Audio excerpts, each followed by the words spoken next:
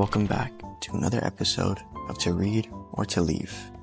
In today's episode, we are discussing one of the most influential representations of Asian American and immigrants, otherwise known as the Joy Luck Club, published and written by Amy Tan. Wow! This book is a complex depiction of what it truly means to be a first-generation immigrant, as well as a deep and emotional tale between mother and daughter. This book is set in a mahjong style of writing, meaning that there are a total of 4 different players, with each of them taking turns to explain their story. There are a total of 8 main characters in this novel, with each story between mother and daughter bridging together to unravel their complex and emotional trauma. The duos are as following: Soo Young Woo and Jingmei Jun Woo, An Mei Soo and Rose Sue Jordan, Lindo Zhang and Waverly Zhang, and lastly, Ying Yang St. Clair and Lena St. Clair. This novel begins with the death of Soo Young Woo, Jun's mother. Shortly after her death, Jun is invited by Soo Young's church friends to a game of mahjong. When she arrives, she takes a seat where her mother would usually sit, effectively filling in as her mother. As the game progresses and each of them play, the friends of her mother begin to explain to her what her mother's dying wish was.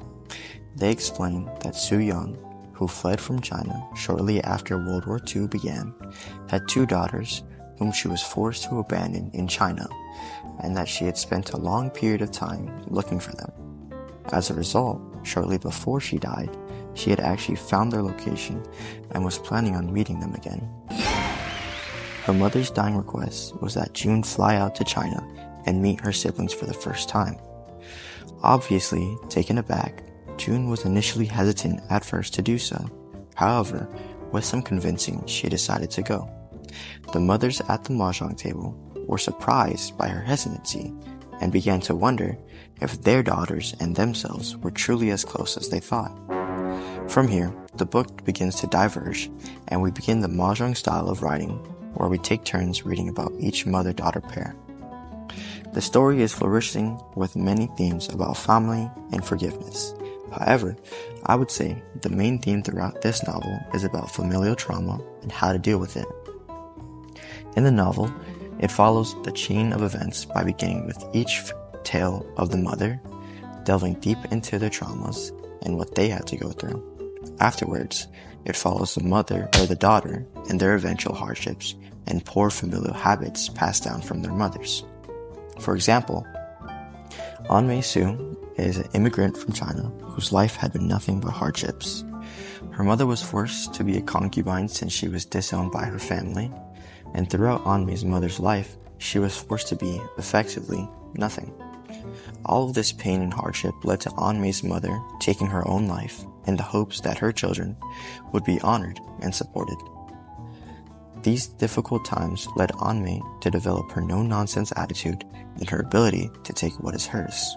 However, it was not the same for her daughter.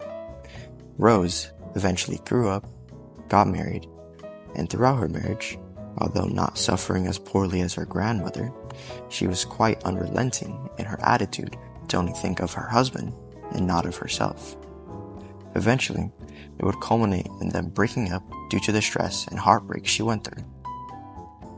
An Mei and Rose have a conversation about how difficult Rose's grandmother's life was, and why she needs to learn to be strong and take back what is hers, because if she doesn't, An Mei is worried she'll end up like her grandmother. With this newfound confidence, Rose is able to begin to take her life back and confronts her husband, allowing them to mend the relationship and begin the journey of getting back together. Although the mother and daughter pair do not end with a perfect relationship, the simple act of them coming together to reconcile and end familiar traumas allows them to take one step closer into beginning anew and ending hurtful cycles.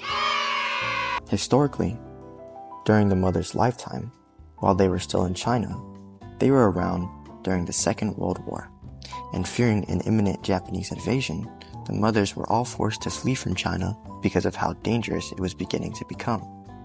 An example of this is Soo Young and her daughter Jun. Suyeon lived in China for a good part of her life, and she lived a simple and quiet life. However, once the Second World War began to plague the world and the Japanese were beginning to advance towards China, she was forced to flee.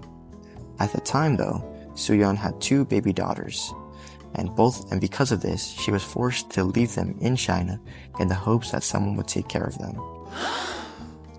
Soon after coming to America, Suyeon would eventually have June, and as June grew up, she began to resent her mother due to her believing that her mother resented her. She had the belief that her mother did not respect her and looked down upon her because she was not successful enough. Eventually, this would all culminate in June confronting her mother about how she knows that she's disappointed in her and wished that she was more successful. On the contrary, none of what she believed was even true. Suyeon had truly seen her daughter and was quite fond and even proud of the woman she grew up to be. She explained that she knew her daughter was such a lovely and kind person, and how she had all the great qualities she hoped she would have. Their reconciliation reinforces the themes of familial trauma and just how hurtful a cycle of hate can be if unbroken. Without this simple conversation, June may not ever have had the drive to meet her siblings in her mother's honor. By novel's end, the stories all tie up together in a nice bow, detailing how each mother and daughter pair all reconciled and dealt with a major problem they had either between themselves or their day-to-day lives.